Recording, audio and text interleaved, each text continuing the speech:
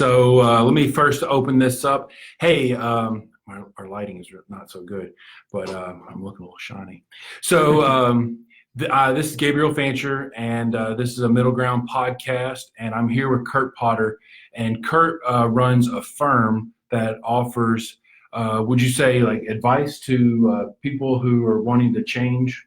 Yeah, we do that, but it's really in a lot of ways it's education. Okay. It's teaching people who want to effectively engage the governance process how to actually do that and be successful.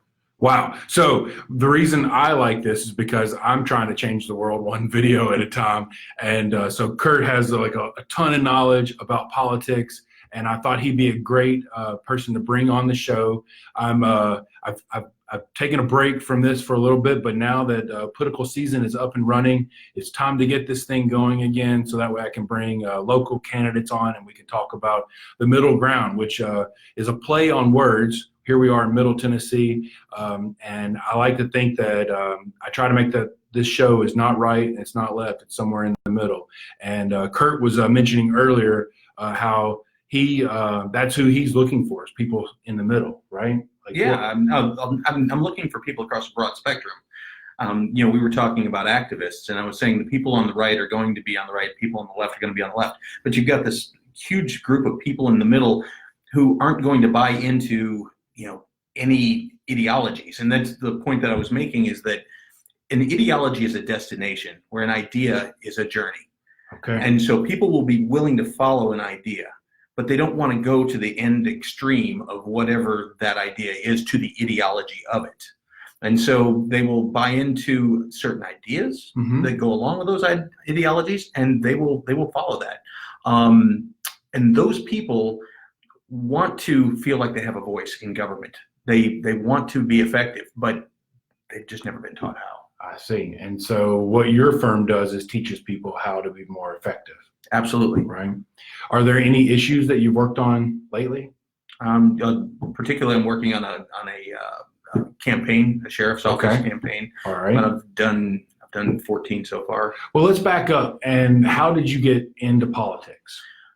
All right. Yeah. So that's a funny story. So I was actually watching what was happening in our society, and I remember I was working at Nissan at the time, and I was driving up and down 840 trying to, on my way, and I kept thinking to myself, somebody's got to do something about this, right? Sure. And I'm thinking, in terms of government, somebody's got to do something. And so one day I was just driving, I'm like, who's that somebody? Right. And it just dawned on me, if somebody's going to do something, there isn't one, and I'm going to have to step up and do it. Sure. Thing is I didn't know what I was doing. I had no concept of government at the time. Okay. Ended up getting involved. I remember the Tea Party had just started coming about at the time. They were having that rally in DC, and I thought, I can do that. I can throw my voice behind that. And so as I got involved in the Tea Party, I became dismayed because I saw all these people with all this energy and effort, and I used to call it all thrust, no vector. Okay. And so the point is how do we now actually take this energy and this momentum and these feelings that we have and actually make something happen?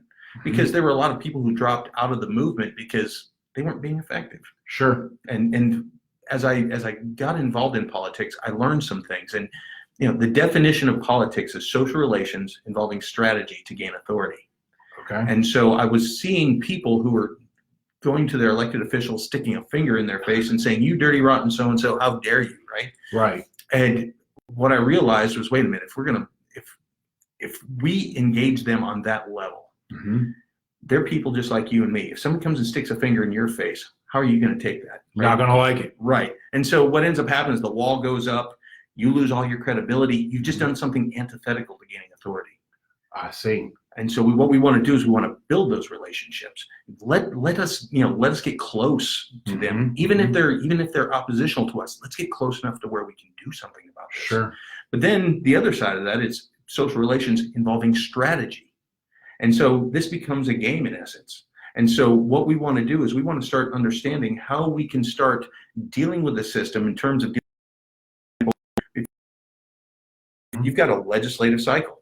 Right? So now we got to deal with time on clock. Sure. So when you think about football, for example, you've seen a hurry up offense. Right. That's dealing with time on clock. You've seen them take a knee when they take the snap at the end and burn the clock down. Right. That's clock management. Okay. So that's and the same thing happens in politics. Absolutely. And there are parallels to game theory that apply, Sure, in politics. I agree with that totally. And so once you start engaging at that level, now you start gaining authority. And as you start to gain authority, now you have the ability to make moves. Okay. All right. So,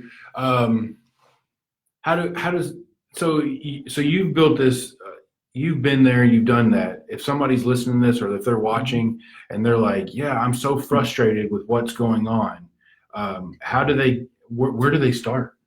No, I think, if they want to, they can come to the KP Politics page, which is civicauthority.com. Okay. So they want to build their civic authority. And I'll put that in the show notes. So. Okay. And so they can go to civicauthority.com. It's free to join the community and, start getting started, start getting that daily drip. I'm in the process of writing a book. I've taught classes for several years in this process, so they can do that as well. But if they want to, I would say if there's one thing that they could do. So most people, when it comes to trying to deal with their elected officials, they want to get to know them. What they'll do is go to some public event where these elected officials are. They go up and they shake their hand, and there's some nameless, faceless person in the crowd, right? Right. Go set up a meeting with your elected official, whoever it is. And when you go to that meeting, when you sit down with them, and they're used to people asking them for stuff. When they say, "What can I do for you?" Say nothing. Right. There's nothing I need from you at this moment. Yeah, I'm your constituent. So get to know your elected officials. Well, Step one. Well, yes, but there's a process here, and what's important to it is when they sit there and look at you, and you're not asking them for anything. You're my elected official. I'm your constituent. I just want to know you. Tell me about yourself. Okay. Now you get them talking about their favorite subject, right? Them. Yes. And so what got you into politics? What are the things that are most important to you? You get far enough down that conversation, tell me about your family. Sure. You are going to be somebody different to them. And what's really massive is the next time they see you in public, they're going to come up and shake your hand. Right. Sure. Because they know you. They know you. You build credibility with them.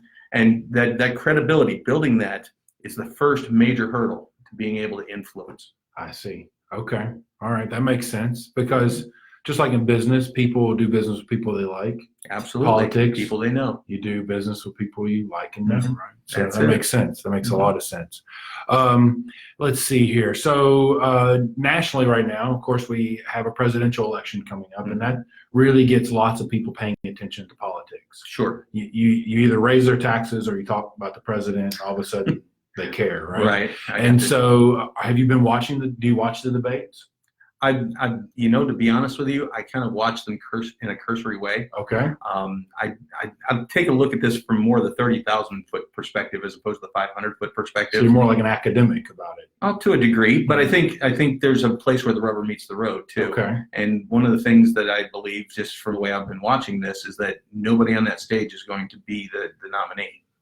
Wow. Nobody on that stage is going to be the nominee. That's what I believe. And I could be wrong about that. One of the bad things about about you have a crystal ball you're looking at. And that's the thing I hate about political prognostication is, 90% of the time, if anybody tells you that they know what's going on, they're shooting you full of luck. Right. Yeah. And so I think what you can do is you can take a look at the hallmarks. And what I see the Democrats doing right now is what they call a 3-deep strategy. Okay. And so what they're doing is they're bringing this huge field out of all these people, and they're going to come out and say, there's problems with all of them. None of them are going to be great. And so then they're going to bring somebody else in who's going to be the savior. Well, sort of, the savior. But this is going to be somebody who they're going to be trying to draw all the attention to this one person, but they're not going to be electable. Okay. And so what that does is creates a buildup. And so then once they have that buildup and the tensions are right, they're going to introduce this third person who's going to be the person who can pull the team together and everybody can rally around them. And sounds like a great story, a great plan. Yeah, but it's what it is. It's how it works. Interesting. And it's as old as time. They've been, there's a reason they call it a 3-deep strategy. Okay. So, all right. Yeah. And so, well, so one of my favorite candidates on there is Andrew Yang, and people know that I'm Yang Gang. And but the reason I like him because when he said, like, they ask him, the number one question you get when you're running for office is, why are you running for office, right? Right. And so when you ask this guy, why is he running for president, and he says that he didn't really want to be president. Mm-hmm. He didn't want to run for office and things like that because he said I think he said he's not an idiot, Mm-hmm. you know. And so, but he said that he was trying to make changes. He runs a nonprofit, stuff like that, and he would go and he'd meet with these politicians in D.C. and they wouldn't do anything. They didn't want to solve any of the problems he was wanting to bring to them. They didn't want to talk about anything they didn't have answers to already. Mm-hmm. And so he just became very frustrated with what was going on. Understood. And I think, you know, that here's the thing that you're going to run into with this. You know, in any of these candidates, number one, they're going to need somebody with some star power. Mm-hmm. All right. So Donald Trump has been, increasing in the polls. He's, you know, people have been really getting behind him. You know, and so from that standpoint, they have to bloody him up. Okay. And in a big way, that's what this whole impeachment process is about. You know, people one of my frustrations is listening to people. They're impeaching the president. No, they're not impeaching the president. They haven't even had an impeachment hearing yet. These are hearings to determine whether they should have an impeachment hearing, right? I know, it's genius. It's genius. But what it does is it drives the cycle, right? Remember clock management? Sure. And so now they're driving the cycle. They're the Okay. ones in charge of the messaging. And so what they do is they use that to bloody the president up as much as possible so that when they do bring their star out, all of a sudden they can create that separation. Wow. So from a marketing perspective. Sure. Yeah. I'm processing this while on film here. Sure. So I'm still flabbergasted at the idea that it's not a person on the stage there. That's interesting. That hasn't even crossed my mind of that. I mean, I've heard people say that, you know, like, of course, Hillary thinks that she's the person. Sure. Right. And there are a lot of people who believe that she'll step in. Okay. I've even heard people, you know, speculate it could be Michelle Obama step in. Wow. You know, but I don't know who they have waiting in the wings. Okay. All right. Well, what about any local issues? Anything you're paying attention to here locally? Most of the local stuff is really, you know, I don't know, how do I say this? It's almost, to me, it's almost like we've got a lot of petty people fighting over little things. Okay. You know, particularly where they're putting that right off of New Salem and I-24. Yes. Where they're putting in that, I'm trying to remember what they call it. I hate it when I lose a word out of my head, but it's going to be all the businesses that, you know, Costco and all that other sort of stuff. And so, you know, there's a lot of frustration by certain people, but, you know, at the same time, we've got a growing community. What was it? Somebody said that in the next 8 years or something, we're going to grow by like 55%. That's what they're projecting. Right. Yes. Yeah. And so, you know, we're going to have to plan for that. Yeah. I don't know where we're going to put those people. No, I think, you know, the reality is we're just going to have to become more population dense. Yes, I agree. Yeah. If you're going to bring those kind of people in, which means you're going to grow infrastructure. up. Yeah. Right. Yeah. And which means Costco's coming. And so, right. Sure. You know, Yes. and there's a certain, I don't know, there are a lot of people who have a strong ideology one way or the other, whether we should be centrally planned or whether we shouldn't, you know, what have you. But, you know, the truth is you got to have some form of planning. You know, that's why we have a planning commission.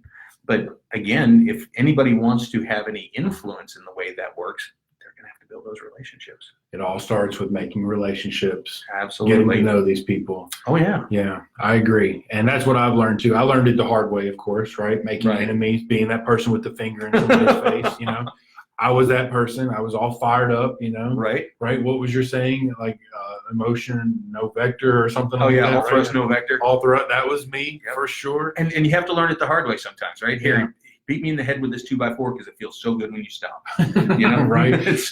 But I've circled back around now, and I have noticed that if I really want to make change, if I really want to affect what's going on, it's through making relationships and slowly leading people to where I want them to be. You know, like offering advice up and them taking a little bit of it, and you have to be satisfied with that, with them taking a little bit, right? Otherwise, they're not coming back for more. And the ship doesn't turn on a dime. No, it doesn't. You know, and we live in a society with a huge group of people who all have different beliefs. Yes. And really, what this comes down to is we all have to live inside of this society peacefully. And what's interesting to me when you take a look at politics, I take a look at law, politics, culture. Culture is superior to and drives politics. Politics is superior to and drives law. Law merely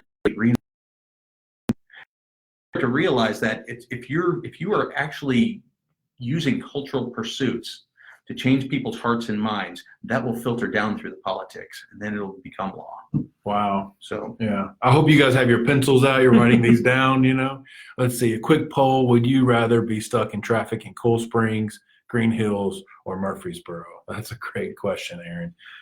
What do you think? I don't want to be stuck in traffic anywhere, but it's a fact of life. And I mean, I've lived all over the world. I've been in 19 countries. I lived in Europe for 3 years.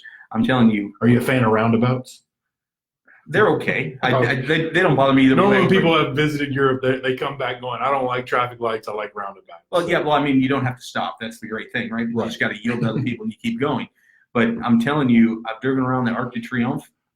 You don't want to do that. It's like 8 lanes, right? And you just got to blow your horn, your horn and go. And it's nice. Yep. Yeah, so I was reading something that said that one of the mistakes that a lot of cities are doing right now as they grow, because they're dealing with this growth, is that they're widening roads, which I was like, well, of course you're widening roads, so that way I don't have to deal with traffic. But their argument is if you don't widen those roads, then people will build up. They'll like start living more condensed and things of that nature. And I was like, oh, that's interesting, because studies have found that people commute the same distance in time, no matter what, right? So if you widen the roads, that just means that they move further out. Sure. And so if you don't want people commuting so far, you tighten those roads up, and all of a sudden they move downtown. Right, and it becomes more dense, right? That's right, exactly right. And you being an economics guy, I think one of the more I don't know what's their elegant solutions that I've seen was Georgia and their Peach Pass. Okay. Have you seen that? I've driven through Georgia. All right. So what they do is they have lanes that are Peach Pass lanes, and you have to pay to drive those lanes. Sure. Yes. And they change the price based on the time of day. I love it. Traffic. Oh, that's awesome. Somebody took an economics course. There you go. Absolutely. That's great. Yeah. So let's see. We got any other? Is Adam? Are you watching? You got any questions? Chime in there, man. I see that you were in there at least for a little bit. Let me think of any other questions. If somebody is interested in hiring you for so they're frustrated, they decide they want to run, how do they contact you? Well, they can contact me through the website. It's kppolitics at gmail.com is my email. Best way to get a hold of you. Yeah, best way. And so I've got a company called Archaeus Strategies that what we do is we run campaigns and things like that. Okay. And so really our marketing strategy is it's kind of funny. We don't have a website. We don't have any marketing materials. The only way to find out about us is through word of mouth. All right. And people are like, or this podcast, sure. But it's funny because like my pitch to them, people are like, I've never heard of you. It's like, yeah, we're not real well known. We're just really expensive. Sure. Nice. All right. Well, that's a warning up front, at least for you guys out there. It does cost money to run for office. Oh, absolutely. And people who try to run without money lose. But I will tell you this, out of the campaigns I've run, the only one that I've lost is the one that I had more money than my competitors. Wow. And so when you start to take a look at the Courtney Rogers, Deborah Maggart race, for example, so we were on the ground running Courtney's race for her campaign, and we were outspent 33-1. That was a total David and Goliath. It was. Right. Yeah. But I mean, if you take a look at Dave Bratt versus Eric Cantor, Dave Bratt spent $300,000 to Eric Cantor's $5 million. Right. So Eric Cantor had $8 million in his coffers, spent $5 million, and got blown out by a guy who spent $300,000, right? Which was crazy. You'd think so. Yeah. But it's how you run the campaign that matters. Sure. And so I've heard people say, I think it was Zach Wamp when he was running for governor, that he didn't need all the money. He just needed enough. Right. There you go. And I think that's key, is understanding what enough is. But then there's also, because what we did with Deborah Maggart is we poked the bear enough to where she started attacking Courtney Rogers publicly. And so we started using her advertising dollars against her. Sure. To get our name out there. To build name ID. Yes. Yeah, absolutely. Sounds like something Trump would do. No, so, and I love Deborah Maggart. She's a hilltopper. And so anyway, I got you. I'm a big fan of hers, but during that race, man, I remember listening on the radio of that meltdown, basically, of what was going on there. It seemed like the radio was in favor of you guys. Would you agree with that? It would depend on the radio. Okay. But at the same time, I was listening to felt like, I don't know if they officially came out in favor of anyone, but it always seemed like they were favoring the outsider. Sure, understood. And I think, the FDR once said that nothing in politics happens by accident. Okay. If it happens, you can bet it was planned that way. Huh. And so from my Army background, one of the things that I learned a long time ago is that you don't walk into a battle hoping to win it. You walk into a battle having set the conditions for the win before you get there. Okay. So we have two types of missions. We got shaping missions and decisive missions.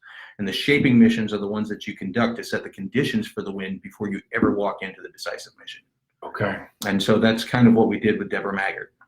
And right. so we were using that legislative cycle and a bill that we were pushing to force her to react to us. All right. So we were on offense the I entire see. time. Sure. So she's defending. And so what ends up happening now is then we take that intel that we gathered during the campaign and we start delivering that into the district, into the citizens in that district in a time and place where they could do something about it. Right. Sure. With the voting coming up. Right. Absolutely. So, but then Deborah turned and went on the offensive with you guys, and you used that to your advantage, almost like judo, right? Yes, sort of. But I mean, and really what she was doing, I mean, it looks offensive, but she was really defending her position is what she was doing. Sure. So that's not being on the offensive. No. Defending your position is not being on the offensive. She was playing our game, not playing hers. Okay. You see? And if you'd been running her campaign, what would you have had her do? I would have had her totally ignore us. Totally ignore. All right. Yeah. I've seen lots of candidates do that. Yeah. It's very frustrating to be the outsider or for the outsider. Absolutely. And it's the smart thing it's taking the knee. Yes, it is taking the knee. Burn the clock out. You've got all the. So when we walked into that race, she was 15 points up in the polls. Okay. We were, 30 days till the election, and we started moving the polls. And she got so frustrated with that she went to radio and TV advertising during the Olympics. That's expensive. Absolutely started burning through her money quick, right? Then she's bolstering, by spending that money, she's bolstering Courtney Rogers' name. She's putting it out there. People are hearing Courtney Rogers. We didn't have that kind of money. Sure. We had $1,100. Wow. And so, we had to find some way of getting Courtney's name out there. And so by poking that bear and forcing her to attack Courtney, we ended up bolstering Courtney's name. Wow. And making that known. Pulling off a huge upset. Oh, yeah, absolutely. And so what was even better, though, is the more she spoke about Courtney, the more the polls moved in favor of us because of our messaging. And therefore the circular causation here, right? So now more upset. Yeah, she got more upset, brought the governor in to stump for her, brought the lieutenant governor in to run her town halls, got Kim Kagi, the Senator, I hate when I lose a word, Bob Corker's finance chair, right, to come into Tennessee, and her and the Speaker of the House went flying around raising more money for Deborah Maggart. Okay. Which was adding more fuel to the fire that we wanted to burn. Sure. So by the time it was over, I think $11,000 is what we ended up spending in that last 30 days.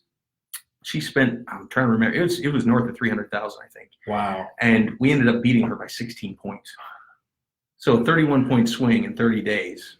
Wow. Yeah. That's amazing. And it's interesting to hear it from your standpoint, right? Like, because I wasn't anywhere near that race, but it's a strategy perspective, Sure. So you're building social relations, you're playing strategy so that you can gain that authority. Right. Sure. Mm-hmm. Awesome. And I tell you, when we came back to the legislature, people knew who we were. Well, I bet. Yeah. All of it. Right now, you have credit, like street cred. All of a sudden. Exactly. That authority. Yeah. Right. Exactly. Huh. Yeah. Wow. So, do you see any? If you were, if the Democratic Party, local, state, Democrat Party, who has very few people in position now, mm-hmm. right? Would you be? What advice would you give them? And this is the tough part too, because mm-hmm. the local Democrat Party is subservient to the state Democrat Party, which is subservient to the DNC. Okay. All right. So it's a club, and here's the problem. Most people see the Democrats and the Republicans, and they believe that they're government. They're not. They are third-party outside influencers of government. There's no difference between a political party, MoveOn.org, or the NRA. They're special interest groups. The only difference is that the parties have kind of more of a direct hook into the political sphere, right? Okay. So from that standpoint, they are from the outside trying to influence others. if I'm the DNC, I'm doing a couple of things. Number one, I am taking a look at who we are seating for the lower races. Now here's the point is that you start low. Most people don't walk into politics saying I'm going to be president, right? Most people walk in, they take a local office somewhere, they do it for a period of time, then they go for a state office for a period of time, then they go for a federal, right? Right. And so you've got to seed that pool. Mm-hmm. And so that's where I would be focusing if I were in their shoes. But then the other side of that is I would be taking the pulse of the people, that are going to be voting, right? Sure. So here's the you've got like maybe 30% of the people on the right who are always going to vote for the right. You got 30% of the people on the left who are always going to vote for the left. But you've got that whole center Massive section, 40% of those people who you can influence. Mm-hmm. What are their attitudes, feelings, and beliefs? That's what I would want to know. Sure. Right? And then you can start creating messaging that really speaks to them in a language that makes a difference to them, because that 40% is going to win or lose an election. So do you think a more centrist candidate would be better? Well, yeah, possibly. Given that, could be, right? Okay. Right? And it could be more centrist, now in terms of, what is the messaging that they're bringing forward? How is it that they're speaking to the constituent base? Okay. Right? I can sit there and look at you and say, you know what? We need to have welfare for all, right? And the right-hand side of the what? Welfare? Oh my gosh, right? But at the same time, if I were to say, you know what? We need to take care of these people in our community.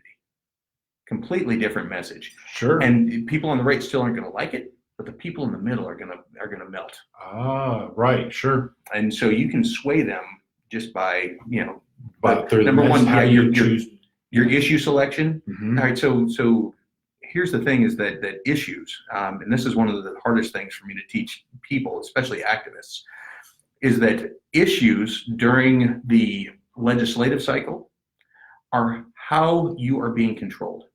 Candidates during the elective cycle are how you are being controlled. Because what's happening is somebody's proactively putting those issues out there, somebody's proactively putting those candidates out there, and you find yourself constantly reacting to those issues and to those candidates. Mm-hmm. And because you're reacting, you are now on defense. You only score points when you're on offense, right? Right. And so instead of reacting to other people's issues, leave those issues alone. Who cares? People are pushing those. Find your own issues. Drive them during the legislative cycle. Go on offense. Okay. And same thing in the elective cycle. Find your candidate. Find who you want to be in there and get them moving and start raising money for them and start pushing them. So now all of a sudden your opposition has to react to you. Sure. As opposed to you reacting to them. All right. Well, that's great, man. I really appreciate you coming in. Again, your website is civicauthority.com. That's right. It. Yep. And he's got a great blog on there. Kurt's going to be starting his own podcast. And so when he does that, I'll have him back on and let you guys know about it. I appreciate you, those of you that have logged in. Make sure you click the like button. And thanks for tuning in. And thanks, Kurt, for coming in. Absolutely. Appreciate it. Thank you.